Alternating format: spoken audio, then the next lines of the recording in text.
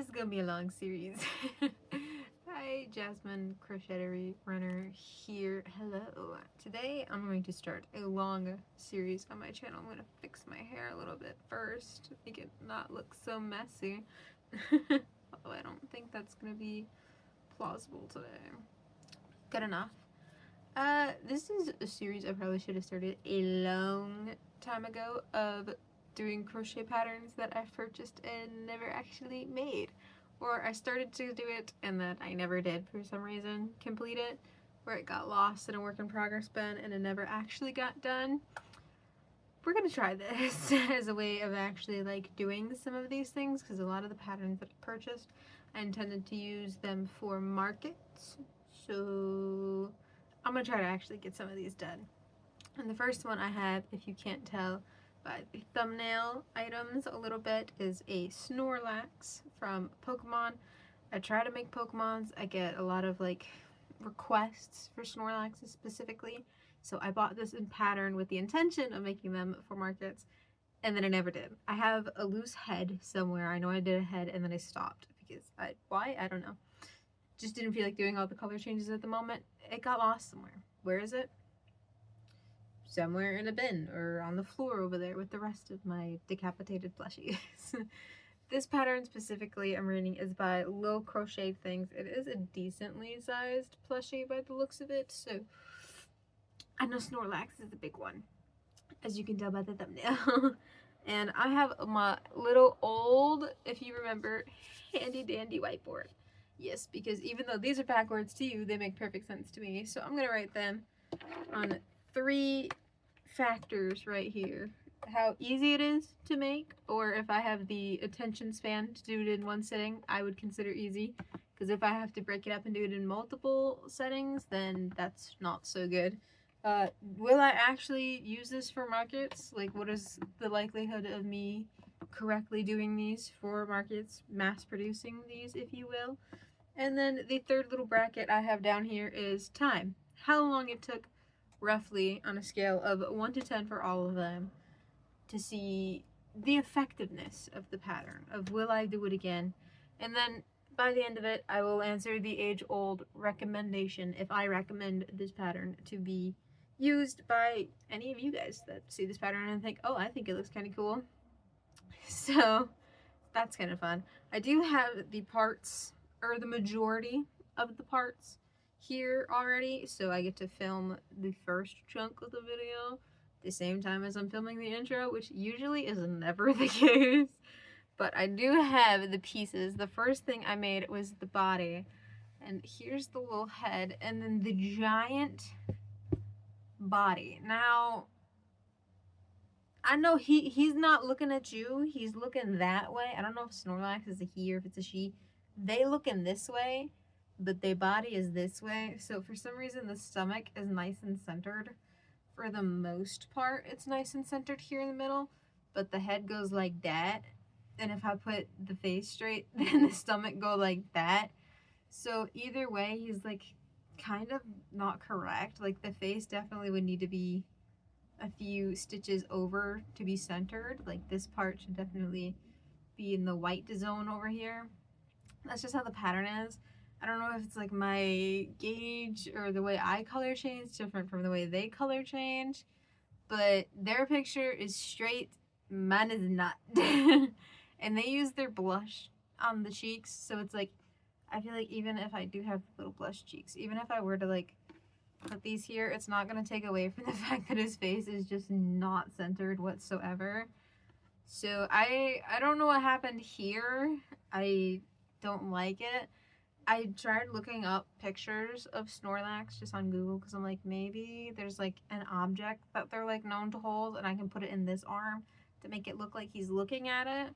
And I did find a lot of pictures of him like laying on his back sideways looking over, so I'm like, okay, maybe if I were to like lay him down on his side like this, then it would look like he's like looking over, or just like on his back rolled over asleep. He's got a pretty flat butt. That's not important. Just wanted to point that out because I was feeling it. But I don't know, maybe if it's like laying down is the only way I can see it. I'm not in love with how the face just doesn't look centered. I really wish it would have been centered. I am pretty sure it's a me problem. If you know how to fix this without me shifting over all of the colors ranges, please let me know. I don't know what I did wrong here. Here's the back. Here's it next to my head. I actually have a measuring tape right here. Let's see how big this boy is. Alright, so from the top of his head here, approximately down to his butt, is around 11.5 to 12 inches tall. That's how tall this guy is without any of his body parts. Like I said, I do have the little blush on the cheeks. I like to glue these on, which is why they're short tails, because I just stick them on here. I don't know how I'm going to put them since their face is centered and mine is not, so I don't know where I'm going to put these exactly. I might scrap them entirely. Oh, I need a drink. I'm hiccuping like crazy. So, not entirely sure what I'm going to do there. I do have the ears done here. Not sure entirely where I'm assembling everything just yet, because I'm not there in the pattern, but I would assume it's got to be like a sideways position. So, like, yeah, I feel like that looks nice. That would look nice there. Like that. I hope. I have the 2 arms. This is my first time holding anything up to the plushie to see what it would look like roughly. Yeah, I feel like those are good arm sizes. Maybe even push them down a little bit more to give more of like the pudge effect. Yeah, I kind of like them lowered, like the neckline to the downward. I like it down a little bit more. I feel like it gives them a little bit more pudge. There are little fingernails that I still have to make and then crochet into here. So they're not completely done, and the same story with the feet is he has little toenails that I'm supposed to make and put on top of here. Here's what the little feetsies would look like. And then the blush I've shown you. Those are all the pieces that I have to like make. There's just the nail pieces, which could be done in felt. They do show you how to do that. I'm not doing that. I'm just going to make all the teeny parts, which is going to be kind of annoying. But we got the majority of them done. So I'm going to now off camera do this in a separate part. Going to make the last little bits of the fingernails and the toenails. I'm going to assemble all of the rest of them in a way I see fit with the slanted face. And then when it is completely and fully assembled, I will come back. I will give you my whiteboard review rating and if I recommend this pattern. Although this right now is annoying me. But maybe I can make it work. I might be able to make it work, people. It is days later. I have finished the Snorlax. You can see his booty cheeks sticking up right here. I also did need to use my whiteboard for something else. So I have a teeny tiny slip of paper that you can't actually, like, I don't think you can see this. Not like it matters much. I'm gonna just read the numbers. So again, we had the easiness on a scale of 1 to 10. Just like, is it a beginner thing, advanced thing, you know? Would I use this for markets repeatedly? Like, could I mass produce make these? I mean, mass produce seems like a wrong term, but you know what I mean by saying it. How long it took to make, like, is it worth the time? And I did add a 4th additional category of clearness, how clear the pattern is to read, how easy it is, which should fall under easy, but I'm going to do that as like a terms of beginner to advanced. Clarity is going to be based on how well written the pattern is. So before I give my final numbers, let's take a look at them. Look at them. The face is still sideways. I couldn't do anything about that. But we've got his little feet sewn on, the little toenails, his fingers, got little fingernails, and then I did a little face on him. I'm moving in closer. I actually did like 2 of these extra fingernails as little fangs up top because I saw a picture of them with fangs up top and I was like, that's actually super cute. I stuck the blush here. I think it looks fine there. I just want to show these off because there is a lot of these. I was supposed to have 5 of these. I only did 4. I think 4 looks fine. There was supposed to only be 3 across the foots, and then again, I only did 4 on that side. This is where the 5th ones went. But there was no really instructions on how to make the face. It was just them embroidering it. So I embroidered it. I just did a couple lines, the little thing, and then the thing because I thought that looked cute. It is super huge next to me. Like, look at that. Especially, like, laying down. Like, you can see his face kind of tilted. I feel like that's kind of cute. I do like him from a distance. Like, if I back him up here, You can't really tell too much that his face is sideways, but like you can tell still. So I'm still not loving that. You probably will see him in the background of future videos because I was actually sticking him like, oh, pointing is hard. I was sticking him like right here. Yeah, right here. I was sticking him in this rough approximate area, so you'll probably see him in the background for future videos now. So if you do, you know where he came from. But on a scale of easiness from beginner to advanced, I'm going to put it in like beginner to intermediate, like a beginner intimate type thing, you know. Like it's not for a beginner, but it's not, I wouldn't classify it as intermediate, so I would give it like a 4 on an easiness scale just because of all of the color changing. Because when you're beginning and you do like one solid body piece, it's like nice. There's some sewing pieces.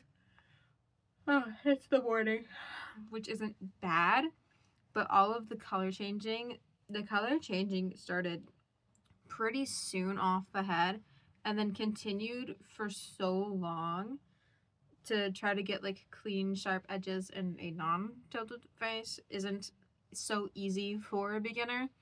So just for that, I'm putting it a little closer up for intermediate crocheters. Once you're used to color changing though, it's probably fine. In terms of making tons of them for markets,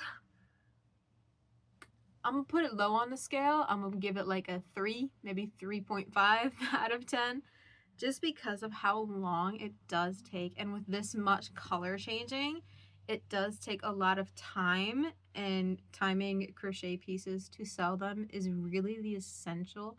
You want to have things that you can make really quickly because that's how you're going to get the lowest price for the most money. At least for me, I would prefer to have quicker pieces that will make more money compared to bigger pieces that just cost a lot.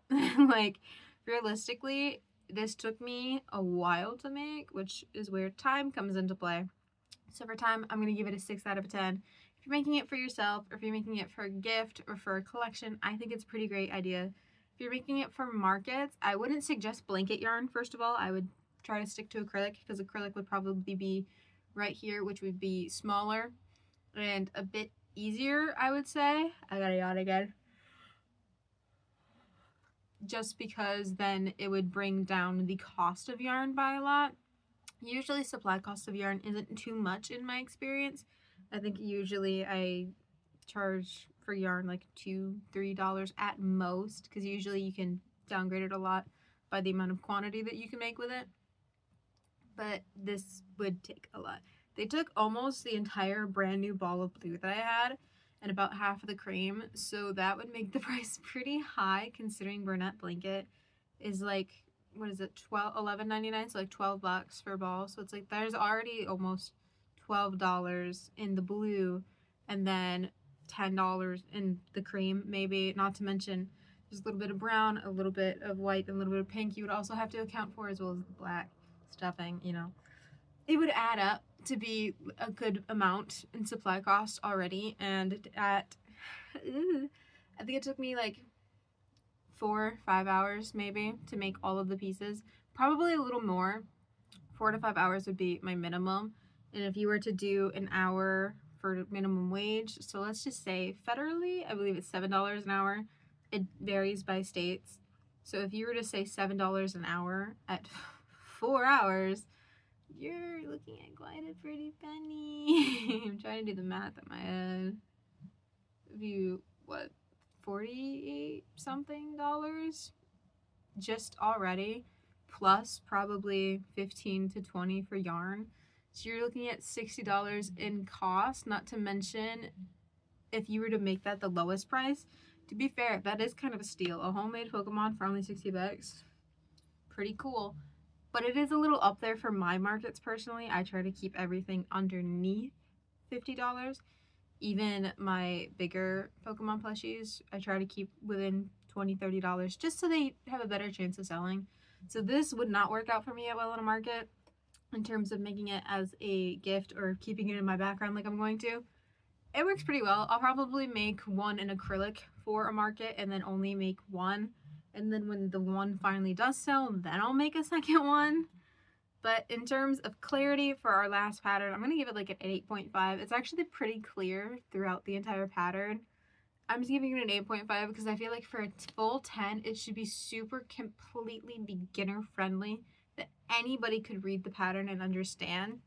And I just don't think it was something that I could fully understand as a complete beginner. It did show a lot, so I give it that. It was really clear. It did do what it's supposed to do. They showed off a bit of the embroidery, I believe, in there. I'm not looking at the pattern currently. I should have pulled it up. But it was pretty clear. So if you're a slightly more of an advanced beginner and you're ready to take on a new challenge, this is a great pattern. Would I recommend this pattern? Yeah, it's a really good pattern. I don't really like the face thing, but I think that's a me problem. I think it's a great pattern. I think this is really cute, especially in the blanket size. Like, this is pretty good.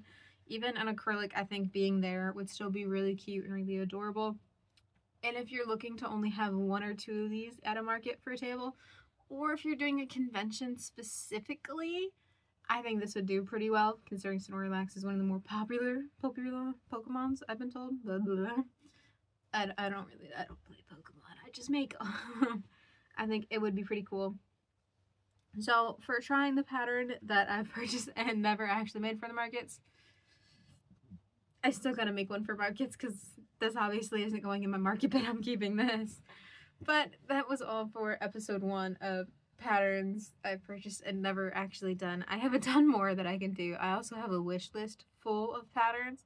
So at some point when I eventually go through all of the patterns that I've purchased and never done, I have an entire wish list of patterns that I can purchase and still do. So it'll be fun.